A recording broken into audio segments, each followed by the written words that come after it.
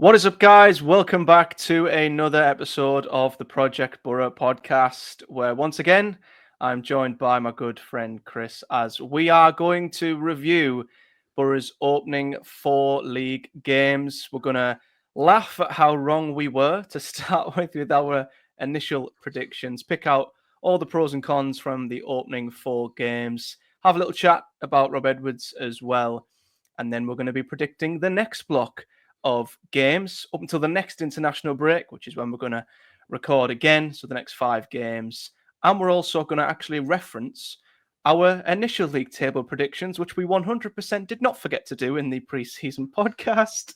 But we're going to see if the opening 4 games have changed anything. So, Chris, firstly, the best in the world. How are you doing? How are things? Feeling good? Very well, thank you. Very well, thank you. All's good with the Borough. So what can we say? Yeah, all good, mate. All good. Yourself? Yeah, very good. I'll segue into, obviously, we had a very good deadline day yesterday. We will be talking more about Borough's transfers, summer deadline day, a little bit later in the week, as Chris will be joining me once again, as will Craig Johns from the Gazette, to get all the inside scoop on Borough's summer window. So if we don't talk about the transfers in this episode, that is why that's coming a little bit later in the week. So it's safe to say, after a whole season where we both would often underpredict Borough's results in terms of, we would say, yeah, they're going to get this many points. We're very optimistic. We always err on the side of optimism. They would constantly let us down. We headed in to the opening 4 games. I wouldn't say pessimistic. I still thought we added a sprinkle of optimism Realistic. to our realistic with a little tinge of optimism. We both said, although in different fixtures, 4 points from the opening 4 games. You said we would beat Swansea, draw to Millwall, and then lose to Norwich and Sheffield United. I had us completely the opposite way around. I had a draw against Swansea, losses at Millwall and Norwich, a win to Sheffield United. So we both were madly, madly wrong. Borough have not just doubled, they've tripled what we thought they would do. So yeah, just talk to me about your general thoughts on Borough's start and just how good is it to be wrong? Well. I'm used to being wrong with football predictions. I'm a bookmaker's dream. If ever they could persuade me to put bets on again, I would just be a bookmaker's dream because they'd just be taking money from me. Last season proved it, didn't we? Every time we made our predictions, we'd set our predictions just at the level where we needed to be to get promotion. And every single time, Borough just came under there. And it was no surprise coming in the season when the table was finished. That was the line for the playoffs, and that's where Borough were. So, we kind of came into the season, didn't we, using the same methodology. I'm always a believer. So when your predictions have been undershot, it's frustrating. But when your predictions are completely blown up the water in the other direction, it's fantastic, isn't it? It is fantastic. I'm always been a believer in the psychology of under-promising and over-delivering. It's the same, when you're at work and someone says, when you're not this done, I'll have it done by Friday. You get it in back on Wednesday. Everyone thinks you're a genius. Same happens here. We said 4 points would be a decent return from this opening block of fixtures. It wasn't just us who were being cautious either. Opta had it as the most difficult start in the league. So our slight pessimism stroke realism wasn't unfounded. Honestly, if we were sat here with the 4 points I and you predicted, we'd have us sat in 15th place. I'd honestly be sat here saying, yeah, not great, not terrible, decent given the fixtures and given the amount of business that needs to be done at the start of the season. So, yeah, good transfer business, steady enough start to the season. Season starts here. But to be top of the league with 4 wins from 4 is just the stuff of dreams, isn't it? And when you roll back a year, this time last year, Sunderland did the same. 4 straight wins, top of the league, and Borough fans were queuing up to say it won't last, it's unsustainable, they'll drop like a stone, just you wait and see. And strictly speaking, they were right. 100% records never last. But that start let Sunderland bank those points early. And when the season got into November and the midweek games started catching up with them, squad depth became an issue. That's when they sort of looked like they were going to maybe slip up, but they didn't really. And in fact, they never looked like losing that playoff place because they had such a good start to the season. They lost the last 5 games, but they never looked like finishing outside the top 6. And that's the key. Those early wins, you can afford your blips in November, you can afford your sticky spell around Christmas when you're down the decorations, but you're still afloat because you've built a cushion. You're not in what we were under Carrick, which was every week felt like must-win territory to sort of keep our playoff hopes alive. So, yeah, people have said start's unsustainable, and in one sense it is, but what it does do is give you a great platform for the season, and it's given us a head start. Look at Sheffield United, who I'm sure probably wants to bin sellers off, will probably become a decent team again. But you think we've got a 12-point head start on them? That's a serious mountain to climb for them. So, yeah, it gives a great chance to be successful, and I couldn't be more delighted with the start of the season. Yeah, I don't think anybody expected to win all 4, did they? I mean, as you said, the fixtures looked really tough on paper, and even after the opening day, I kind of thought, well, we've found a way. It felt like a relief, if anything. But what I've really liked about our opening 4 games is we've gotten better and better. Yeah. We have incrementally improved, and we're starting to see bit by bit this team turn into exactly what Rob Edwards has spoken about. Everything he said in pre-season about how he wants his team to play, keeping the ball away from our goal, pressing high. That's how we were going to create. That's what we've done. And we've been solid at the back, which we'll talk about when we obviously talk about the pros and the cons, I guess, of the first 4. But I agree with you completely. And the 3 words I came to think about when you were talking, and it's 3 words we said a lot last season, and it's margin for error. And how many times did we say last season, we've got none? We've got none, and we're constantly chasing. Every game felt like exactly you said, every game felt like a must win.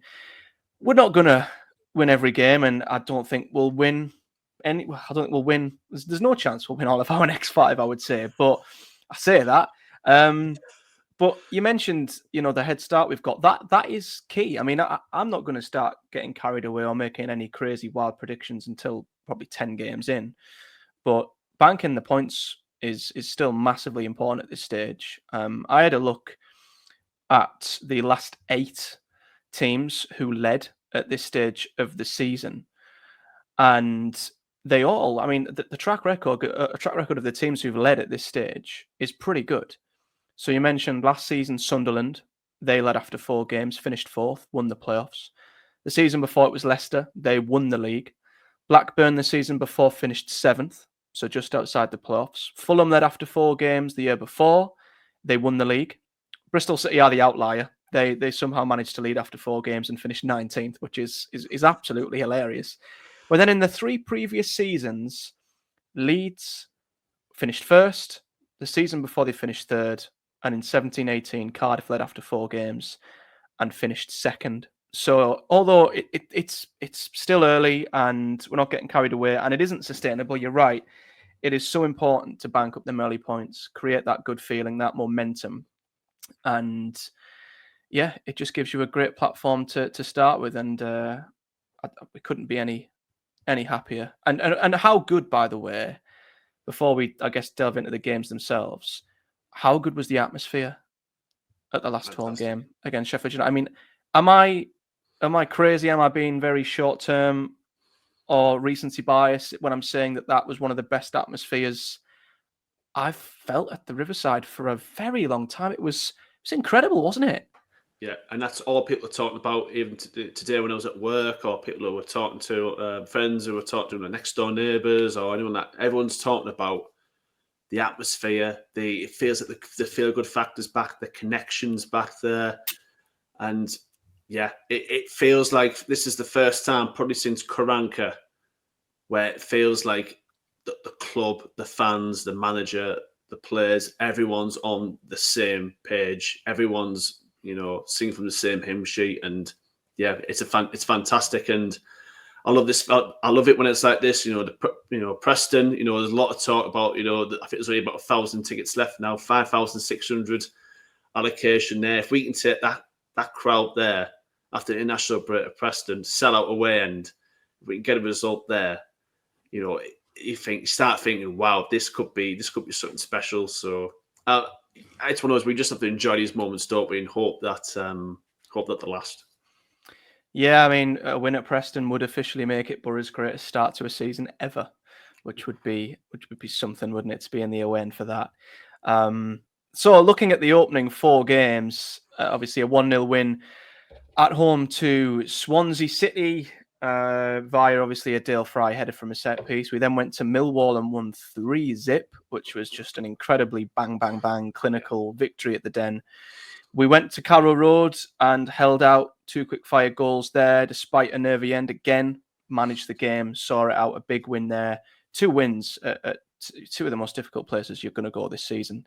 And then, of course, even though they came and were a car crash, and I thought they'd be the most difficult of the 4 games on paper, by the time they got here, Sheffield United were by far the worst of the 4, but we still beat them. And I think, regarding the scoreline, it might have only said 1-0. I think it was our best performance so far. I thought we were brilliant. But what's your overall thoughts on the opening 4 games? What are the big pros you've pulled out of the 4 games? Because I assume there's plenty. So what are the biggest positive takeaways you've took from them opening 4? So the one I would focus on the most is another phrase we used a lot last season, which was game management. How many times did we talk about this last season? There was a section of Borough fans, the ones who in the die-hard Carrick loyalist camp, the ones that we discussed previously, the ones who were trapped in the cult of personality, who swore blind that game management was just some sort of football manager buzzword. Now we are seeing what game management is and what we did not see last season. The perfect example I would use is Millwall, because I went to the Millwall game, I think it was April. I went to the Millwall game just been. You saw there 2 polar opposites there. Last season, 0-0 at half-time. Alex Neil makes a switch, goes 2 up top. Then on 58 minutes, makes 3 subs. That's 4 subs in total. We hadn't made a single one. Guess what? One of those subs then goes up to score 7 minutes later. A minute after they score, Carrick finally responds on 66 minutes. Too late.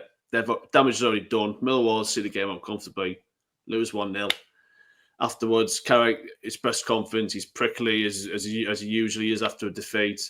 Oh, I knew I'd get asked about the subs, but they didn't make a difference. It was a shift of momentum. I'm paraphrasing there, obviously, but that's pretty much what he said. Yes, Michael, the shift of momentum was they made changes to try and win the game. You did nothing.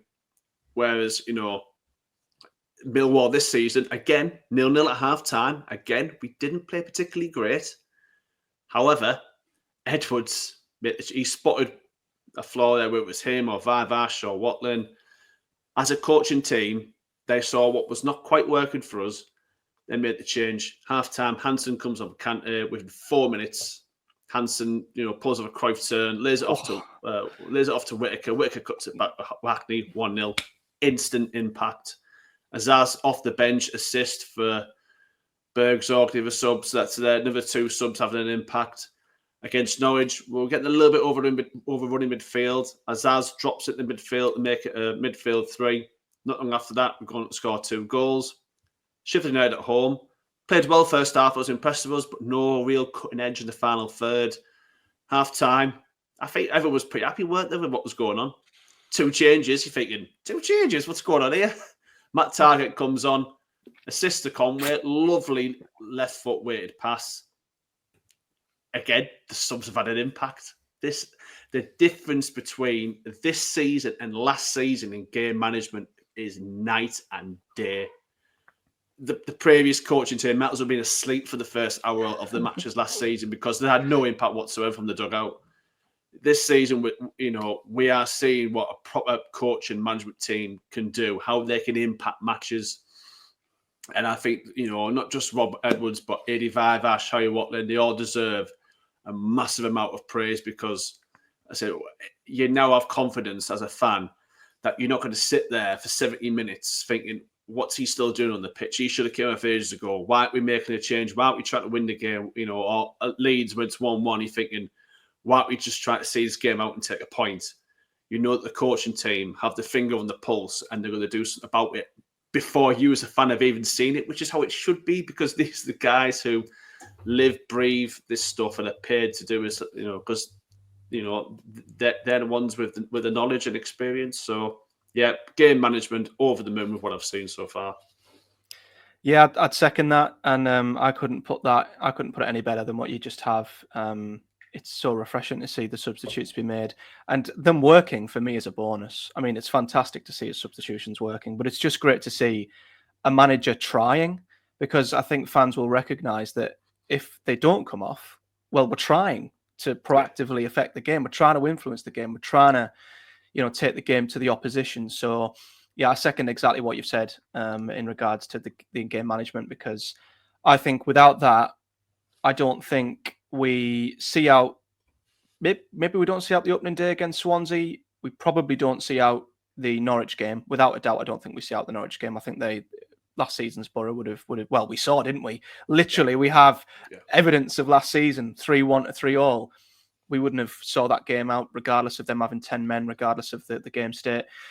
And then, last week against Sheffield United, regardless of how bad they were, I don't think the Borough team of last season would have maybe saw that out here. And they're just tiny little things that will add up. Them little, an extra point here, the 2 points we held on to here, they will add up, and we'll see the difference at the end of the season. How many points they'll make a difference. So I agree completely with that. What I've really liked, though, personally, if I could pick out my own big pro, is how defensively solid we've been. And I'm starting to see, amongst a lot of things, I'm starting to see from Rob Edwards' Borough. And it's, again, as I said earlier, stuff that he spoke of that he's delivering. One of the big things is how solid we are at the back. I mean, we've let in 1 goal in 4 games. I don't know what the XG's been up against the opposition, but I know it's not been much. Brynner's not been asked to do much at all in the opening 4 games. And having that solid base is exactly what I wanted. I mean, how many times last season did we say, Burnley were the extreme example, but when you're that good defensively, you only need 1 goal to win a game. And against Swansea, we only needed 1 goal to win a game. Against Sheffield United, even though we should have had more, we only needed 1 goal to win a game. That's because the defence is so good, and the foundations we have in place at the back, I think, are going to give us a chance. And I think when you look at our defence, you then look at the midfield pair we've got, which is probably the best in the Championship. I'm already seeing more of a spine to this team than what I saw last season. And I feel like with that solid base, that very solid, good defence, a very good midfield, I think we'll have a chance in most games. It's then a question of, can the attackers have that quality? Can they deliver in front of goal? And I just put a lot more value in being a more solid side. I get we're not creating as many chances as last season, and maybe that's a con that we'll discuss. But for me, I put a lot more value in what you do at the back. And I had a look the other day at the XG table from last season, and I think only 1 of the top 6 went up and got promoted from the XG table. Leeds were top of the XG table; they got promoted. Sunderland, I think, were 7th. Burnley, I think, were 10th. I think there was Borough, Coventry, Sheffield Wednesday, and maybe Norwich were the other 5. Best XG in the league. Created chances, didn't get promoted. However, the 3 teams who went up defensively, all 3 of them were in the top 5 for XG against. And that just tells me, as good as it is to create, you don't get promoted out of the Championship without having a good defence. And you don't get through the playoffs without having a good defence. It is a must for me. And to see us be so good at the back, after years of being wowed by great football, but leaking goals galore, I'm so pleased. I'm so pleased with how we are. And I just feel like, as I said, in most games, it will give us an opportunity to get a result, whether it's a point when we shouldn't, whether it's grinding a result out or nicking a win. I think it's going to be so important. Are there any other pros that you want to allude to? Because I guess we could go on and on and on, but is there anything else that you've really, really enjoyed other than in-game management and obviously how good we've been defensively? Just in general, just how organised we look, and it's just nice to see a team that you don't feel is just going to fold. I think there was a softness to Borough under Michael Carrick, whereas under Rob Edwards, it feels like there's a bit more of a steel to us. And you saw it, like I said, the way we saw the game out against Sheffield United, we saw the game out against Swansea, and against Norwich. I never really, other than when the Norwich game, when the penalty appeal went in, which I still don't know what that was for, by the way, when they were all appealing for a penalty at the end. Other than that moment, I haven't felt nervous about watching us defend in those late minutes, because I just feel like, the lads know what they're doing. There's a grit there. There's a bit of a nastiness there. Whereas, like I said, in previous seasons, we've lacked that. We've been too soft, too easy to play against. Yeah, you're seeing players diving into tackles, celebrating blocks, celebrating the ugly side of the game, and I find it incredible how quickly the team have seemingly bought into what Rob Edwards wants them to do. It's crazy to see how a lot of these players were in that very soft Michael Carrick side from last season, and how many of them are transformed. I mean, one of the big question marks we had, wasn't it, was the transition from one to the other. My God, how is this squad gonna, translate to Edwards' style? And obviously recruitment has helped, but it's been far more seamless than what I ever thought it would be. And I guess that's just massive credit to Edwards and what the coaching team have done on the pitch. So yeah, another fantastic pro, I guess you could say.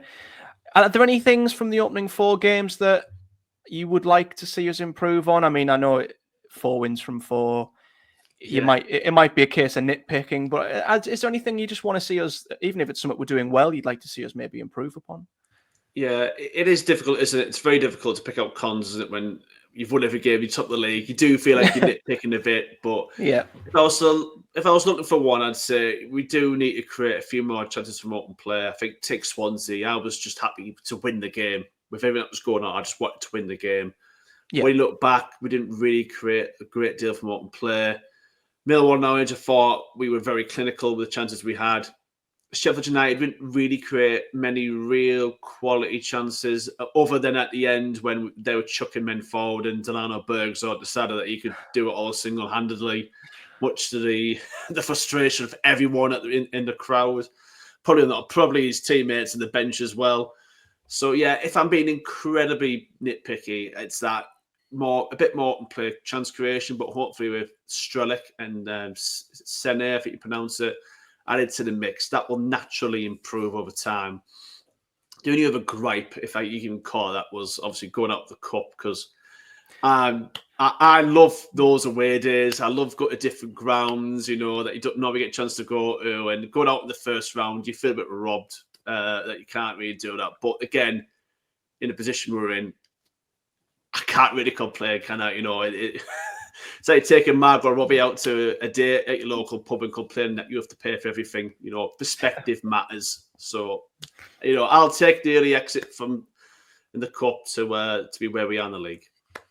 Yeah, great analogy. I think it says a lot, actually, that we've not actually mentioned the Doncaster game. I genuinely forgot, and that's probably for the best, and it's a good thing. But yeah, I remember saying at the time, I just hope that we've got that out the way in the cup rather than in the league. If it was the other way around, we got through to the second round, great, but then we went and got walloped 4-0 by Millwall, we'd be looking at the season in a completely different perspective. So I think if you get that out the way in the cup, I think it's something you just have to take. And I do think that gave Rob Edwards a lot to think about in terms of the players who he thinks should be here, shouldn't be here, and maybe has led to a lot of the business that we've had in the window. But yeah, the only con I can think of is just creating a little bit more from open play. As I said, I put a lot more value in XG against or being good defensively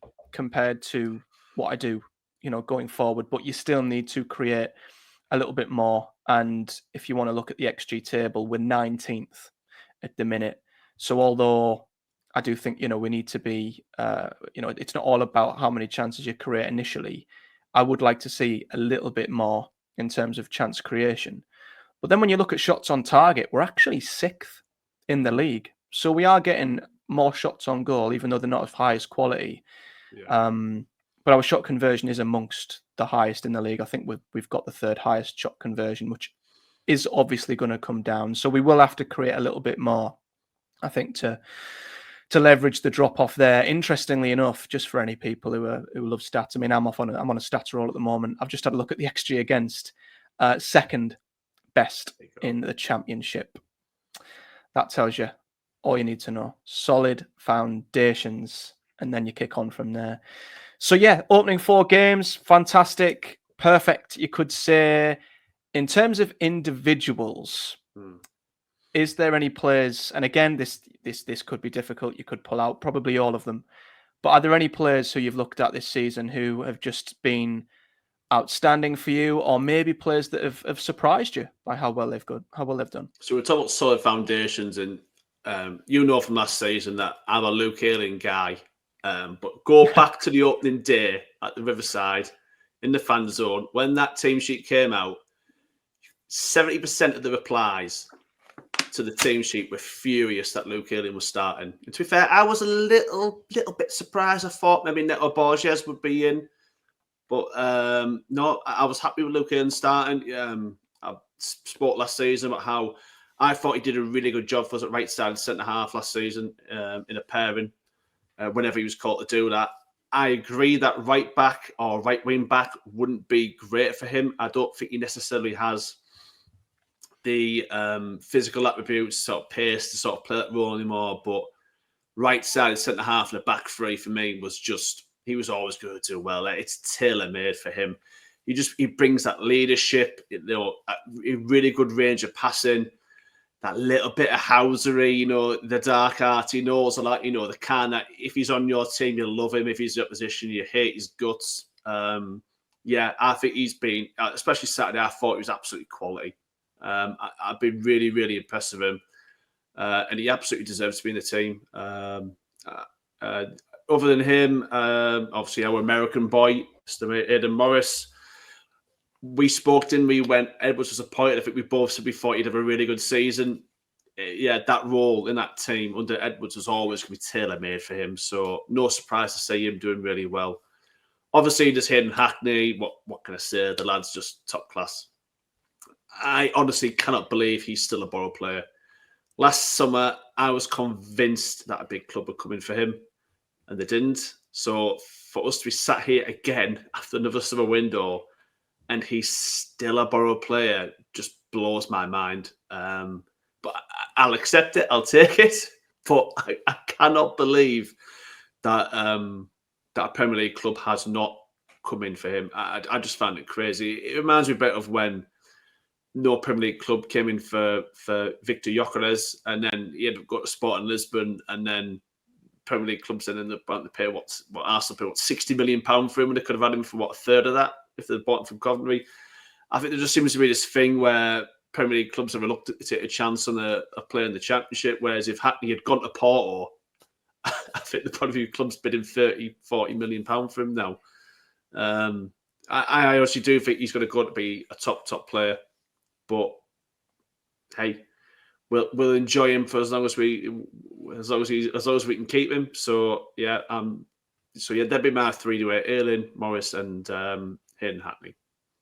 Yeah, 3 very good picks. I instantly look at the defence as well, and I agree on Luke Ayling. I think he's been fantastic at right centre half, and I'm delighted for him because I honestly thought maybe we were starting to see him go towards the end of his Borough career, maybe be more of a depth option, and he's established himself as one of the most important players in the team. And I think again, just having a consistent back 5 is just so important, especially the back 3. I mean, how many centre back pairings did we have last season? How many back 4s did we have? So far, they've all stayed fit. Touchwood, that stays as is.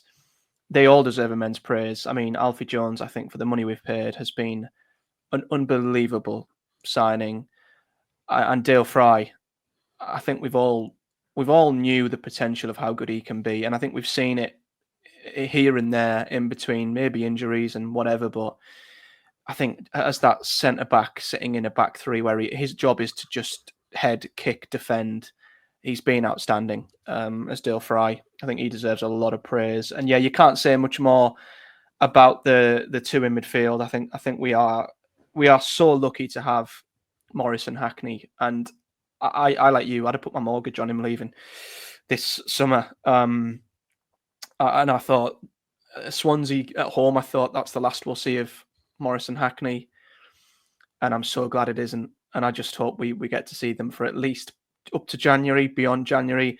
Them two together are perfect. Their chemistry, they complement each other's games so well. I think they get on as well. They just have that really good rapport on and off the pitch. And I don't know how long it will be until we have a midfield partnership as good as that. Once we lose one of them, I think they're just fantastic, both of them. So yeah, they both deserve credit. And yeah, top of the pitch, I think it says a lot that there's not been as much standout at the top of the pitch. But I will say I'm delighted Conway's gotten his 2 goals, because I think, opening 2 games, he wasn't as involved. And I think to see him now get on the score sheet and start picking up goals is important for us. And that just leads me on to another thing that's just popped into my mind. And I guess this could maybe lead into the Rob Edwards chat that we'll have in a minute. But I have noticed that already in the first 4 games, Rob Edwards has changed the way we play. In pre-season, we were bypassing the midfield a lot. It was going sort of from centre-backs into the 10s, trying to connect with the wing-backs that way. And the midfielders just weren't as in the game. They weren't as involved. And I think he's noticed that if you want to get the best out of this team, you have to play through Hackney and Morris. Yeah. And once you do that, it just gives our team a completely new dimension. And we've been able to attack in a variety of different ways, I think. And I've enjoyed that. I think every game's been different, but the way we've attacked has been different as well. Sometimes we'll just chuck a long diagonal to one of the wing backs, which gets us up the pitch, completely takes their midfield out the game. Sometimes we'll try and play centrally through Hackney and Morris. Other times we'll try and use the wing backs.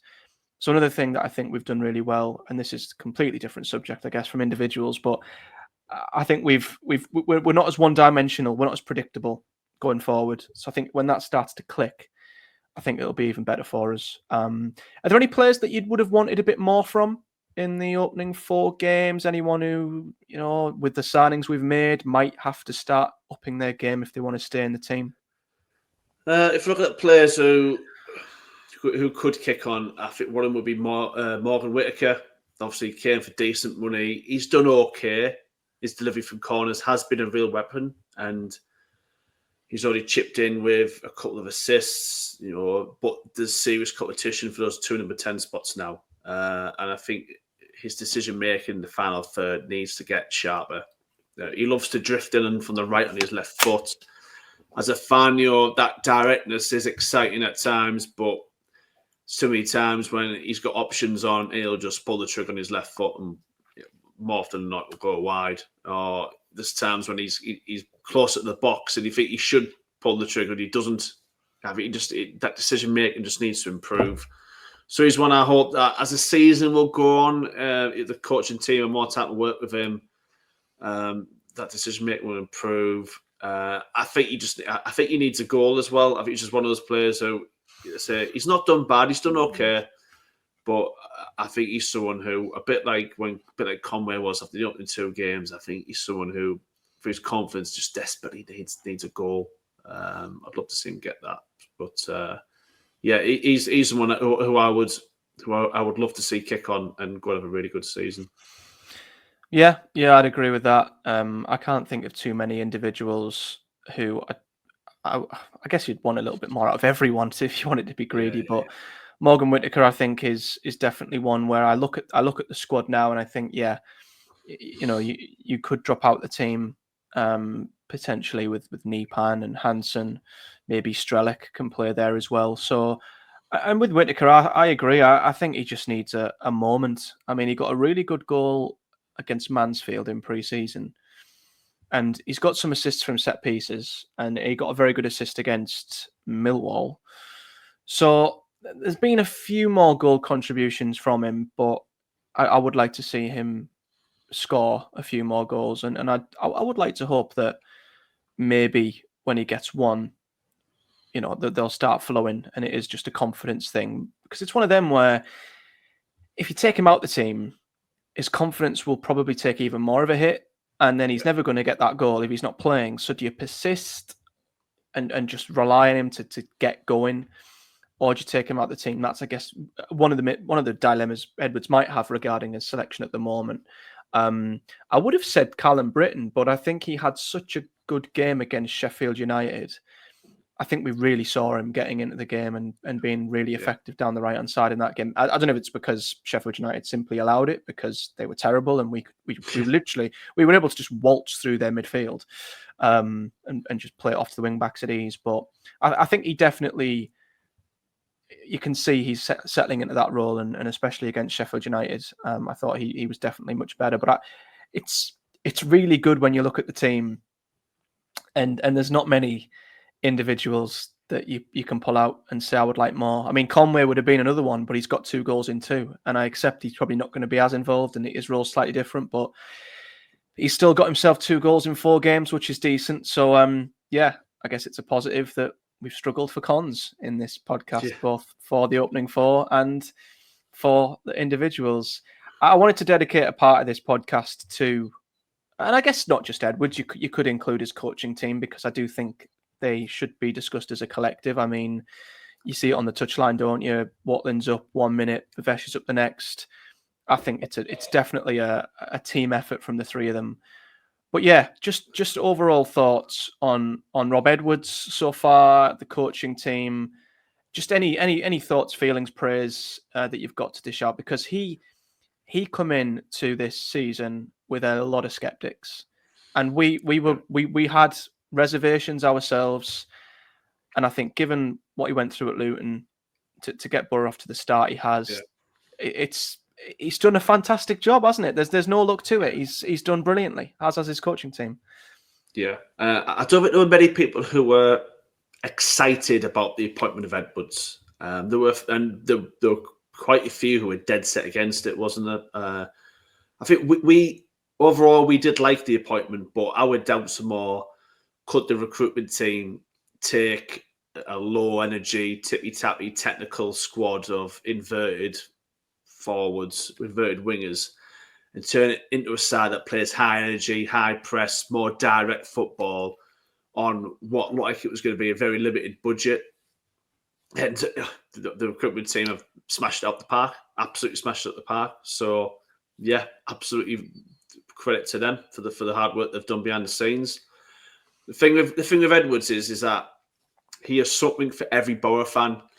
If you went into this recruitment process with like a checklist of what people wanted from a new manager, what Borough fans are looking for in general, it was a manager who understands the club, a manager who could communicate with fans, not talking riddles or hard information, someone who shows a bit of passion on the sidelines, someone who's tactically versatile and can influence games from the touchline, game management again, someone who isn't afraid to get rid of their dead wood, someone who can build a connection with the supporters, someone who knows how to organise a defence, and someone who can deliver consistent results. And not all of these things are going to be important to every Borough fan. I personally don't really care how many water bottles get chucked around on the sidelines, but if Borough fans as a collective were to design their ideal manager, Rob Edwards would have stepped straight out the factory mould, exactly what was ordered. There's something there for every Borough fan. He's done an incredible job. He ticks all those boxes, and he also ticks the box of being a bloody handsome bloke as well, which I'm sure is helping to sell plenty of those Castor hoodies as well, which I know you've bought one of them.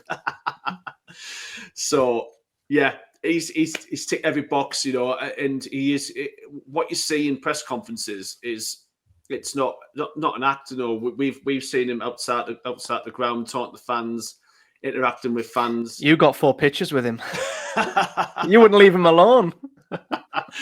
Oh, there was several errors with the with the Yeah, famous there was. photo. But Yeah. he was so, I'd say what, he was great banter. He was so understanding and all Did he that. did he find you in the bush outside his house afterwards? Because he said he'd probably He find did you in the suggest bush that might be outside the his house. case. Yeah, Yeah. there was a fun block in the first one, the sun block in another one, and something went wrong with the third one. And oh yeah, he was. But I tell you what, it showed him that he was great banter. He was great bloke, and like I said, even we were just watching him with fans, the way he wasn't just posing for a picture. And so I'm kind of like, oh, I'll see you later. But he was talking, he was engaging. You know, he's a naturally sort of magnetic guy, and yeah, and that's what you want from your manager. You want someone who, of course, what happens on the pitch is the most important thing. You know, you could be, you could drown puppies in your spare time as a manager if you were getting results on the football pitch, but it helps build that connection with fans if you're getting results and you're also able to interact with supporters and engage with them on a personal level. It's just great. I just love that when he's asked a question in a press conference, or when's X player going to be back? It's not he's maybe soon or he's back on the grass. It's no, he's out for 3.5 weeks or whatever. He's got a grade 2 hamstring tear or thigh strain or whatever. We'll see him in 3 weeks, 4 weeks, whatever. It's just direct information, and we're not used to that at all. So he's ticked a lot of boxes. Yeah, I don't think we could have asked for much better so far. And I know we both went to the meet staff event at the Riverside. I'm impressed with the coaching team too. They look like they've got a real good dynamic there. I'm sure Eddie Varash, he had a lot of praise from Coventry fans. They were gutted to lose him because his tactical insight was important for how them and Matt Robbins played off each other. So I know Harry Watton gets a lot of praise as well when you speak to people who watch training and stuff like that. So yeah, nothing but praise for the coaching team so far. They haven't put a foot wrong.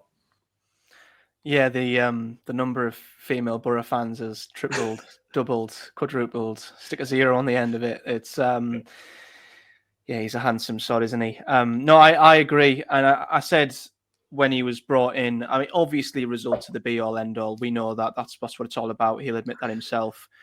But I said as long as he's genuine and what is coming from his mouth is honest, I don't care if he's cringy or media trained or whatever. And I genuinely feel like he's an incredibly genuine person. What you see is what you get. He wears his heart on his sleeve, and I also feel like just overall what he's done for the feel around the club, I think has been fantastic. I mean, you made a good point about him, having a bit of everything for different Borough fans. I'm like you. I do like my manager to have a bit of passion, to have a bit of drive on the touchline. I do like to see that, although I don't, put too much stock in it.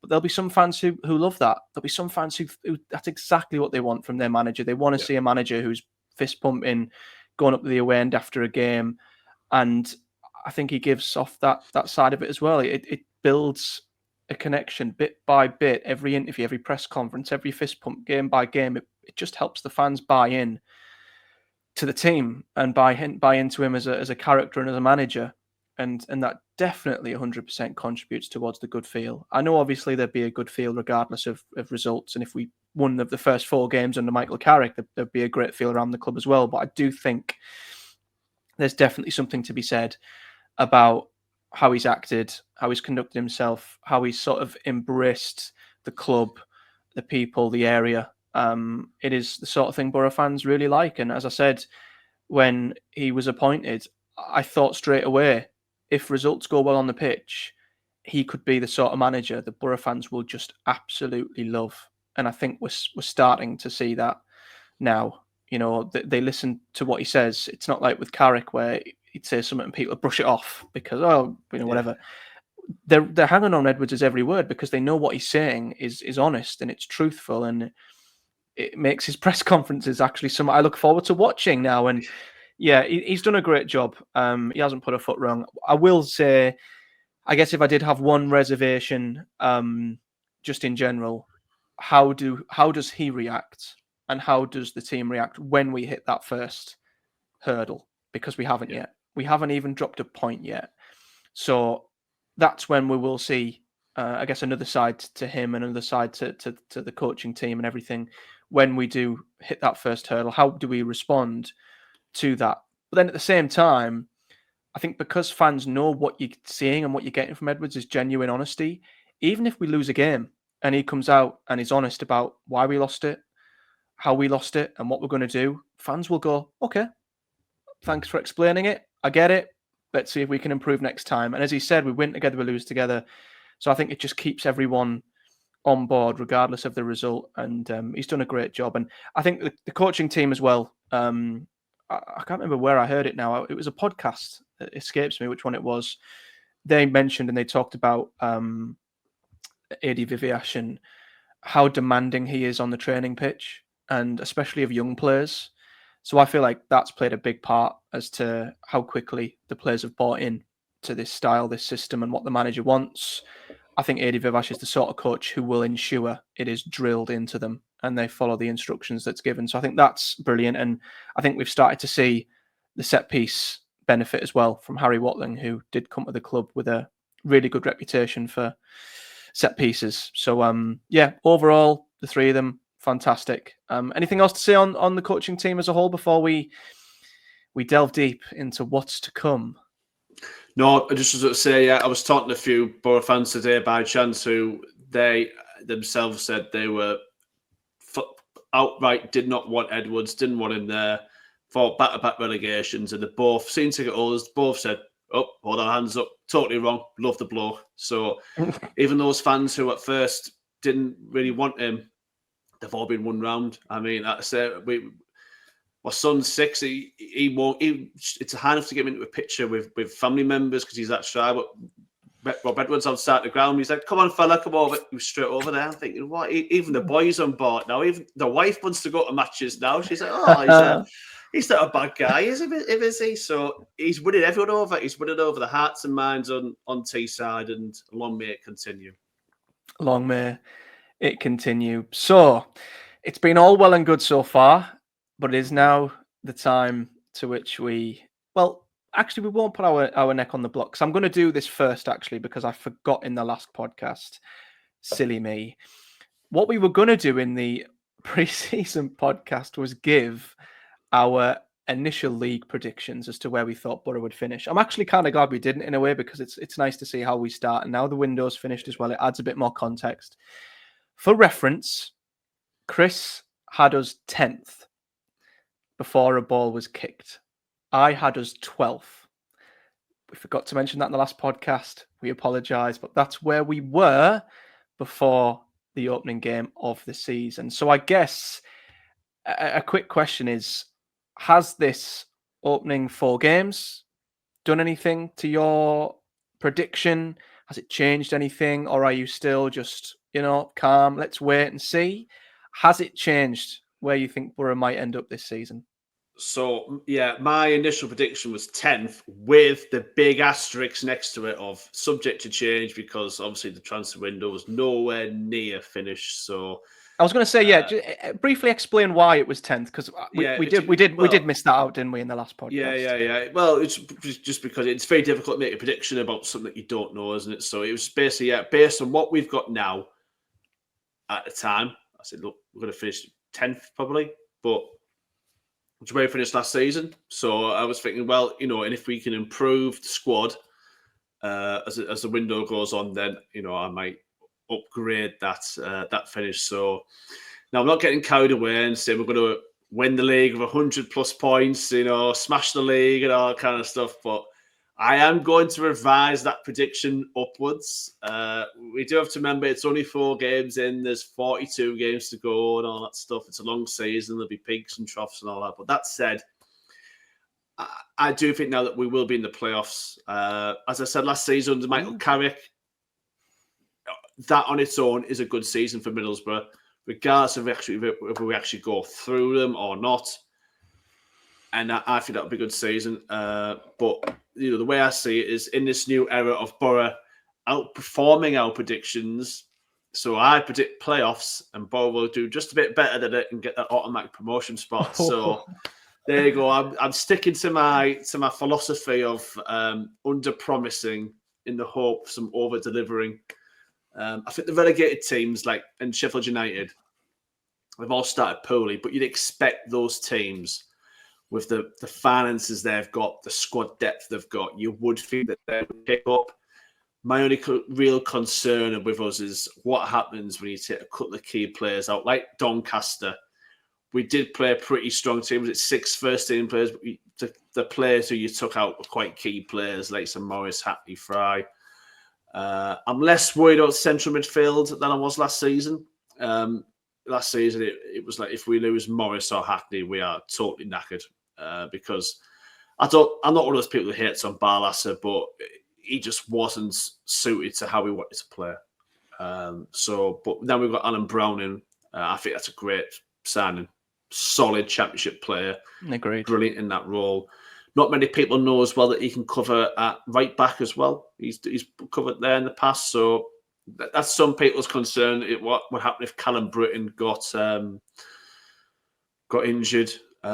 So yeah, he can fill in there. So yeah, I obviously got Sammy Silver who maybe move over there. So yeah, I'm gonna say that I think we'll be in the playoffs. Do we need to put a number Yes. on the? Oh, Yes, we do. Okay, we'll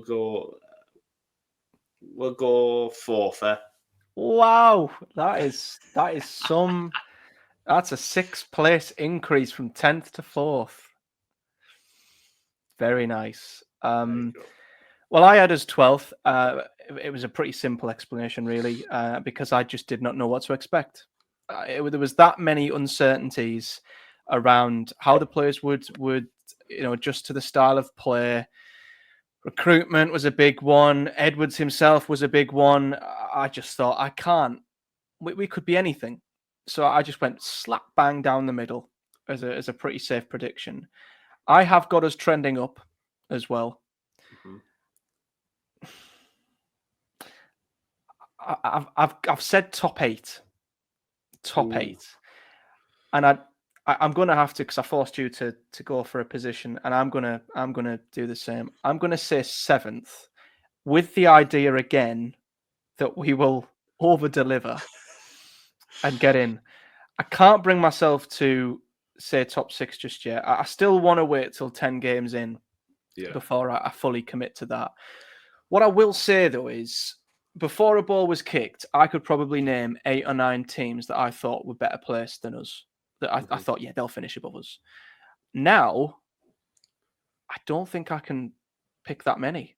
I think before a ball was kicked, you looked at the 3 parachute teams. You looked at Sheffield United. You looked at Coventry, even Norwich, Birmingham, West Brom. Already there's your top 6, top 7 done. But now I look at it and I think, like you, I still think the playoff, the parachute teams will come good. They absolutely will. I've got no doubt about it. I'm not expecting a 100-point team this season. I'm going to be honest. I think it will be closer and more competitive, and I definitely think there is a window of opportunity for a club like ours. But I still feel like finishing above any of them 3 is very tough. I also think even Sheffield United, when they get themselves in gear, I think will come back strong. But now I'm looking at Norwich, and I think, yeah, they don't look as good as what we do at the minute. So I discount them. West Brom, I still think we're probably better than them.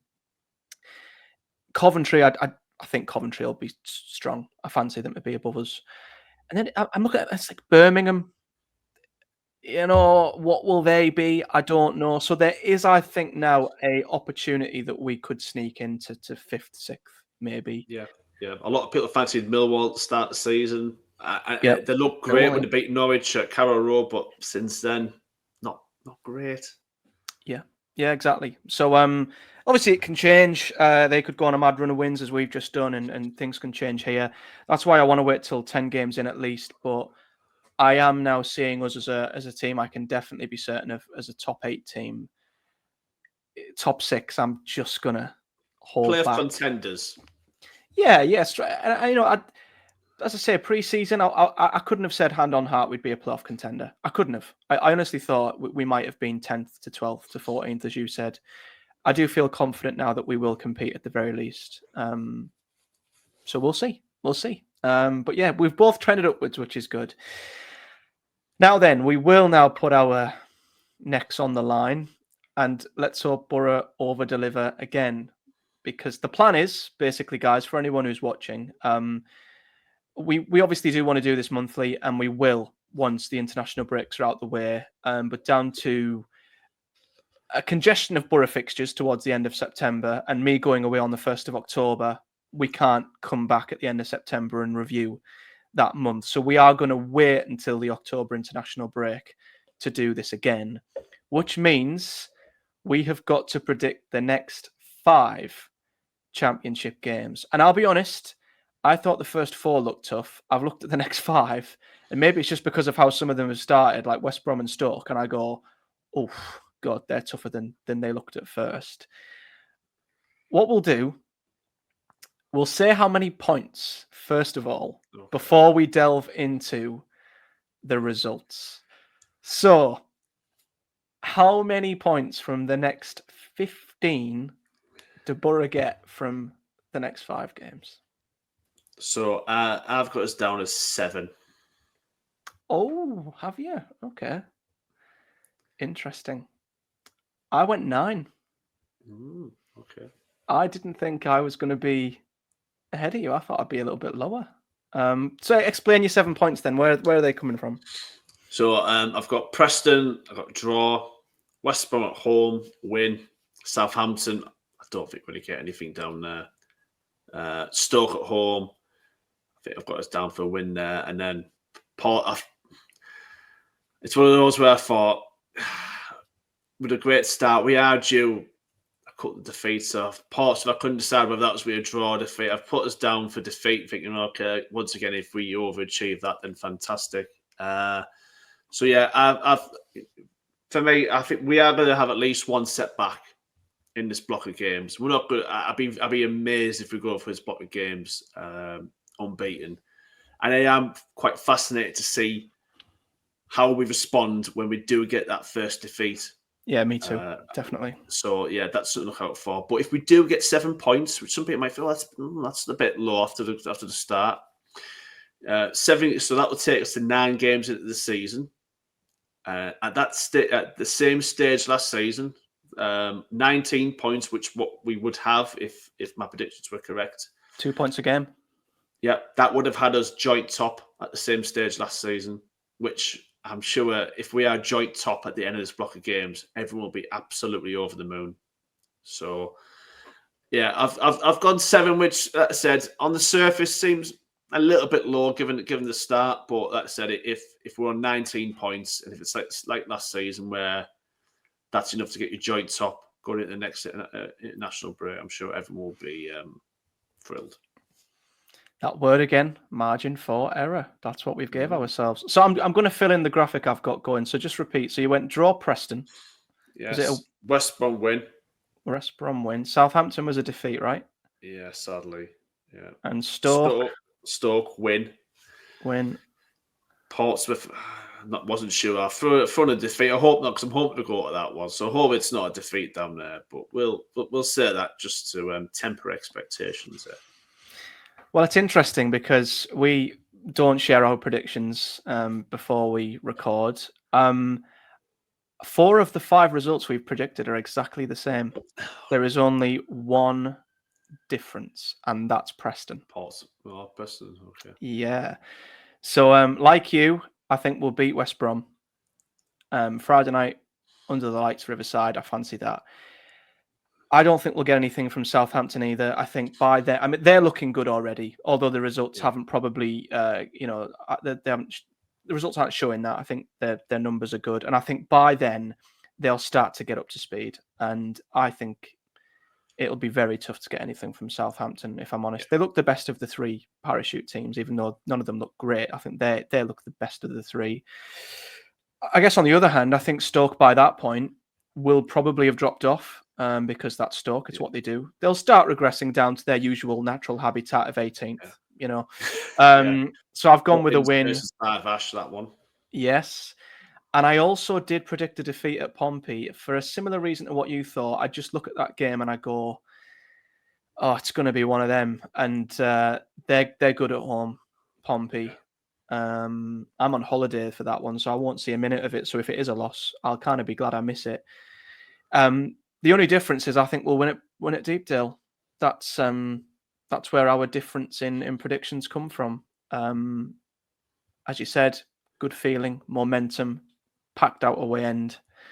I can see us winning at Preston. So that would have us on 21 points from 9 games. Imagine that. My God, we'll be top by a bloody mile, won't we? 100-point season incoming. Yeah, but you make a good point though. That's the 2 points per game is what you want to look at, don't you? And it's not that I want us to drop off or take our foot off, but it allows you, doesn't it, to have that slight average spell. 7 points in 5 might look naff, but when you've won the first 4 games, who cares, right? That's it. I mean, how many times with the Carrick we were looking at the last run of games, thinking, well, if we can win our last 8 games, then maybe we might have a chance. You think this isn't going to happen, is it? Let's be brutally realistic here. So to get those points on the board early is just massive psychologically. Yeah, 100%.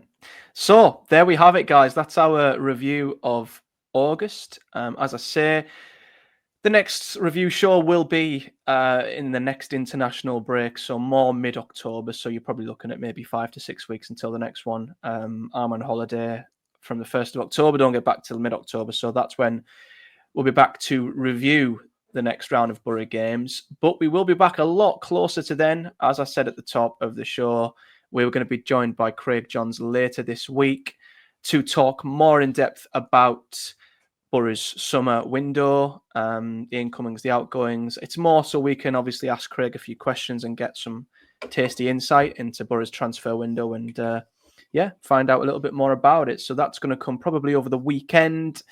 That'll drop. But once again, Chris, thanks for joining me. The best in the world. Yeah, no worries, mate. No worries. Hope you enjoy your international break, your break from football. Though we didn't really want it to, come, did we? But yeah, I'll be dragging the family down to Villa Park for the England game. So yeah, that'll be us. That'll be out. So no break from football for us. But very much looking forward to being in that away end at Deepdale and hopefully another 3 points. Definitely. Yeah, I'm going to see Borough Women on Sunday. So that's my Borough fix this weekend. So yeah, same goes. You need a bit of football, don't you? But as always, if you've enjoyed this podcast, do hit a like on the video. These do go up on podcast providers as well. So if you'd rather listen to it, go and check us out on there. There's a link tree in the description. I'll also put all of Chris's social media details in the comments. He is a newfound TikTok superstar. So the link to that will be in the comments. But you can follow us both on across them profiles. And of course, leave us a comment below with your thoughts on everything we've discussed. And I guess your predictions for the next 5 games as well. But until then, take care, everyone. Thanks for watching and listening. And we'll see you all in the next one.